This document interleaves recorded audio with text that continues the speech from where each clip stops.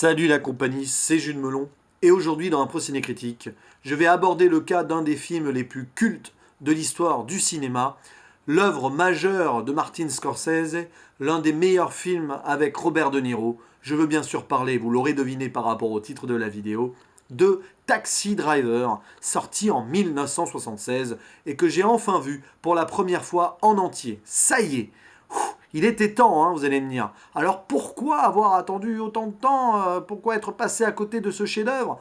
Eh bien parce que justement j'ai trop attendu et avec les années, à force d'en entendre parler, j'ai fini par connaître ce film par cœur sans l'avoir vu.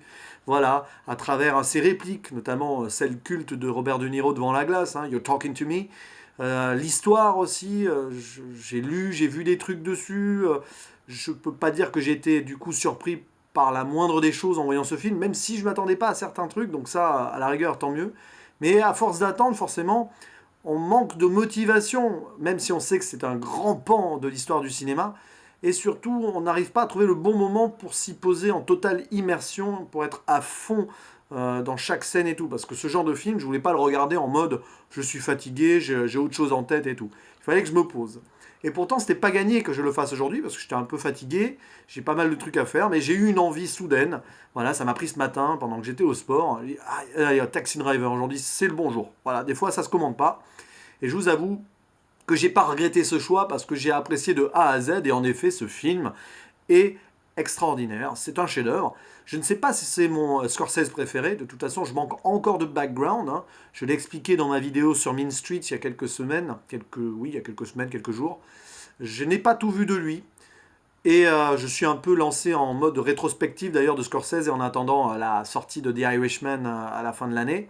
Et puis poussé un peu par la magnifique vidéo rétro faite par The Film Talker. Donc voilà, il fallait de toute façon que je regarde Taxi Driver. Je l'avais presque mentionné lorsque j'ai fait la vidéo sur Mean Streets. Le prochain sur la liste était Taxi Driver, ça n'a pas loupé. Et voici donc ce que j'en ai pensé dans cette modeste vidéo qui va essayer d'analyser certains thèmes. Mais bon, comme tout a été dit sur ce film, je ne vais pas forcément m'attarder plus longtemps. Je vais juste y aller avec mon ressenti. Bref, Taxi Driver, c'est l'histoire donc de Travis Bickle, qui est un jeune homme un peu paumé, un ancien marine qui a fait la guerre du Vietnam, qui se transforme en chauffeur de taxi de nuit à New York parce que, comme il est insomniaque et solitaire, il s'ennuie et ne sait pas quoi faire de ses nuits. Il décide donc d'acquérir une licence de chauffeur de taxi. Et c'est très intéressant parce que dès le début du film, on voit le gars désabusé total, tout seul, paumé, abandonné de tous, abandonné de Dieu même, à un moment il le dit. On ne sait pas d'où il vient, on ne sait pas quel est son but, mais ce qui est sûr, c'est qu'il n'aime pas les gens autour de lui, il n'aime pas l'humanité telle qu'il la voit dans les rues de New York la nuit, toute cette perversité, toute cette corruption, tout ce vice qu'il aimerait voir disparaître comme ça. Et c'est assez étrange parce que dès le début du film, on sent comme une sorte de pouvoir masochiste qui a une emprise sur lui parce qu'il a beau détester tout ça, il décide d'aller au cœur de la nuit et en étant chauffeur de taxi, de forcément rencontrer plein de gens qu'il déteste. Donc il y a ce petit paradoxe-là. Et on pourrait d'ailleurs rapprocher cela à une sorte de post-traumatisme par rapport à la guerre. Je pense que c'est l'un des thèmes principaux du film. Et donc l'une des critiques aussi de tout ce qui a pu découler de la fameuse guerre du Vietnam et tout. C'était encore récent dans l'histoire américaine en 1976. Bref, Travis Bickle, forcément, en étant chauffeur de taxi, il rencontre des gens et il s'intéresse à pas mal de choses. Et un jour, il tombe, il rencontre une assistante d'un sénateur qui se présente pour la présidentielle, qui s'appelle Betsy. Et là, il reprend goût à la vie. Et il se dit, tiens, là, j'aime cette femme, elle est comme un ange, totalement différente des autres, dans cet enfer urbain, etc.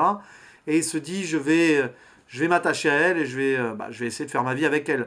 Un premier temps, ça marche, mais le pauvre se plante complètement et lors du premier rendez-vous, il l'invite à regarder un porno, aller voir un porno au cinéma, parce que oui, comme le gars est insomniaque et que même après son travail de nuit, il n'arrive pas à dormir, il finit ses soirées, ses nuits donc dans un cinéma pourri local où il regarde des pornos. Bref, c'est assez incroyable. Il amène la fille qu'il aime pour son premier rendez-vous à voir un porno, ce qui est clairement se jeter dans la gueule du loup. Ça renforce ce petit côté potentiel masochiste qui ressort donc du personnage de Travis Bickle.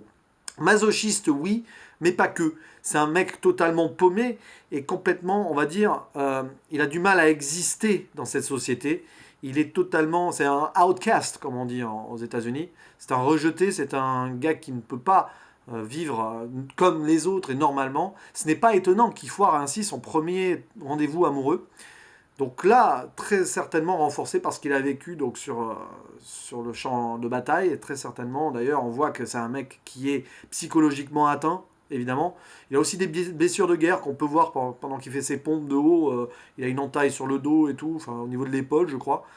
Bref, c'était destiné à ce que ça foire, ce rendez-vous-là.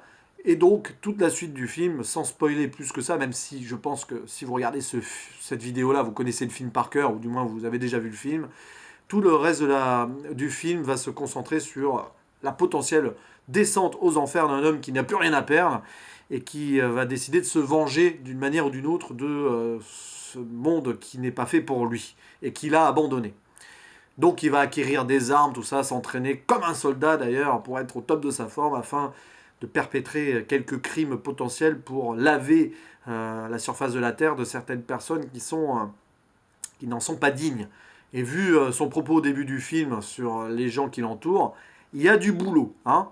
Voilà, même Thanos n'arriverait peut-être pas à supprimer d'un claquement de doigts tous les gens qu'il déteste. Alors c'est intéressant, voilà, je vais pas révéler plus. Évidemment, tout tourne autour donc de cette relation foirée. Le candidat à la présidentielle a une importance forte aussi dans le film. On comprend très vite que Travis Bickle va le prendre pour cible, pour faire en sorte de passer un message. D'ailleurs, c'est terrible parce que je crois que ce film a d'ailleurs malheureusement inspiré un gars qui a essayé d'assassiner, il me semble que c'est Reagan, quelques années après. Donc voilà, Scorsese a été très critiqué pour la violence de ce film au moment de la sortie et même après. Il a eu du mal à imposer d'ailleurs sa vision. Et la sortie de cette œuvre a été compliquée notamment par la censure, qu'il a réussi à contourner de façon très maligne sur la grande scène finale de tuerie, en jouant sur les couleurs et tout. Mais ça, je vous renvoie à la vidéo de The Film Talker qui l'explique beaucoup mieux que moi et qui l'explique très bien d'ailleurs. Voilà, il y a plein de choses qui font de ce film une œuvre unique et culte parce que tout ce qui l'entoure, quoi. La musique aussi de Bernard Herrmann, qui avait déjà été extraordinaire dans Psycho de Hitchcock, et qui ici nous offre un thème pseudo-jazzy mélancolique qui dénote presque avec l'ambiance urbaine et sombre du film, mais pas trop. C'est comme, on va dire, une bande-son désabusée de la vie, et finalement ça s'accorde très très bien avec le personnage donc, de Travis Bickle. Robert De Niro est totalement, on va dire, habité par le personnage.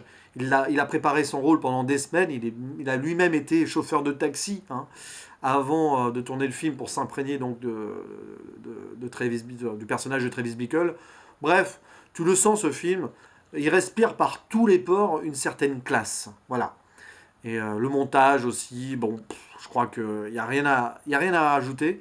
Un montage qui devait d'ailleurs être réalisé par celle qui a toujours monté les films de Scorsese. Ah tiens, je ne la vois pas dans la fiche technique, donc je ne sais pas, je ne dirai rien là-dessus. Et il y a aussi le scénario écrit par Paul Schrader, Paul Schrader qui a écrit pas mal de grands films dans sa carrière, notamment Raging Bull ensuite, donc, et aussi American Gigolo. Voilà, pour ne citer que cela. Bref, et puis aussi Obsession de De Palma, il me semble. Voilà, là, je ne suis pas sur la liste, mais je crois qu'il a aussi écrit pour Spielberg. Enfin, l'un des meilleurs scénaristes de l'histoire d'Hollywood, quoi. Ce film est parfait, pratiquement. Alors j'ai mis 9 sur 10 sur Sens Critique, parce qu'il a beau être parfait, c'est pas mon style de film numéro un, mais je ne peux que m'incliner devant un tel génie. Et puis les acteurs sont géniaux. Il y a Jodie Foster aussi, et ça il faut le mentionner, parce que Jodie Foster ne débute pas dans ce film, elle avait débuté auparavant, elle avait même joué dans le Scorsese précédent, pardon. Alice n'est plus là. Et Jodie Foster, qui doit avoir 14 ou 15 ans au moment où elle tourne ce film, joue une prostituée clairement exploitée par son Mac, Harvey Keitel, qui a une relation très malsaine avec elle d'ailleurs, ça renforce vraiment le côté sombre du film. Et elle est géniale, Jodie Foster. On sent, à travers cette actrice frêle et jeune, que ça va devenir une grande, quoi. Euh, Bref, vous voyez, il y a tous les éléments, tous les ingrédients pour faire de ce film quelque chose d'unique.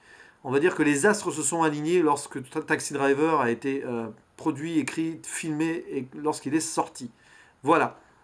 Donc, Toute la thématique autour de cette solitude, donc de cette vie désabusée, de ne pas savoir comment se réintégrer dans la société après la guerre. Évidemment, il y a eu plein de films comme ça, il y en a même eu avant, mais ici c'est fait de façon vraiment subtile. L'amour lui est impossible, tout bonheur, toute forme de bonheur lui est impossible. Le salut ne passe donc que par une extermination de ce qu'il considère être des mauvaises personnes. Mais lui-même est-il bon? Ce film est génial parce il pose aussi cette question-là. Il nous présente Travis Bickle comme une sorte de héros moderne, mais d'anti-héros aussi, parce que ce qu'il fait est totalement condamnable. Et c'est un gars qui a des mœurs assez, on va dire, douteuses. Et pourtant, le film nous l'écrit et nous le dépeint comme un héros. Anti-héros, mais héros quand même. Un héros qui nous fait ici une chute, une descente aux enfers de A à Z, et dont on attend la fin dramatique. Et pourtant, Martin Scorsese arrive à nous surprendre avec son final. Je n'en dis pas plus pour ceux qui l'ont pas vu, mais la toute fin du film est assez étonnante et ne va pas forcément là où j'imaginerais que ça irait. Alors, moi je savais comment ça allait se terminer, malheureusement, puisque comme je vous l'ai dit, je connaissais le film avant de l'avoir vu et je connaissais la fin, mais c'est vachement super bien fait de faire terminer son personnage comme ça. C'est presque d'ailleurs, on va dire, une fin très cynique qui renvoie donc à une critique profonde de la société américaine de l'époque, et donc le côté va en guerre et l'abandon de ces soldats revenus du Vietnam et d'autres guerres, donc la guerre de Corée aussi on pourrait citer, pardon, et toutes les guerres qui suivront, parce que finalement ce film aura toujours un écho moderne, puisque après il y aura eu donc les guerres du Golfe, guerre en Afghanistan, et d'autres gens, d'autres soldats qui sont forcément revenus de là-bas avec peut-être le même état d'esprit que Travis Bickle. Voilà, bon, des films comme ça, sur le traumatisme de la guerre, j'ai beau ne pas aimer les films de guerre ou les films de ce genre-là, à la base, enfin, quand je dis ne pas aimer, si, j'aime, mais que c'est pas mes films préférés, moi je suis plus sur les films d'aventure, science-fiction, et encore, enfin, j'aime tous les styles quand c'est bien fait, et là ça en est la preuve. Voilà, des films comme ça, il y a eu Apocalypse Now aussi, qui l'a super bien traité, même si on était encore dans l'horreur de la guerre. Bref, c'est ultime. Voilà, Taxi Driver est un film ultime qui a tellement de thématiques à analyser, de toute façon, elles ont toutes été analysées dans tous les sens. Donc, vous pouvez lire, je pense, des thèses sur ce film-là. Je pense que certains en ont fait des doctorats et compagnie. Bref, Taxi Driver, je suis enfin content d'avoir pu mettre un regard complet et total sur cette œuvre. Merci, monsieur Scorsese, un réalisateur que j'aime de plus en plus, que j'aimais déjà avant, mais à chaque film que je vois de lui, ça augmente. Faut dire que Mean Streets, bon, j'avais aimé, mais je n'avais pas mis ça dans le rang de chef-d'œuvre. Là, Taxi Driver en y est vraiment en plein dedans. Quelle sera la suite de ma rétrospective Scorsese? Allez savoir, mais je pense que Raging Bull va pas tarder à y passer, parce que c'est peu après qu'il est sorti, et puis que c'est aussi une œuvre culte de Scorsese. Voilà, c'est tout ce que j'avais à dire sur ce film, qui donc nous offre ici un résultat proche de la perfection. Et je vous dis à la prochaine. Ciao.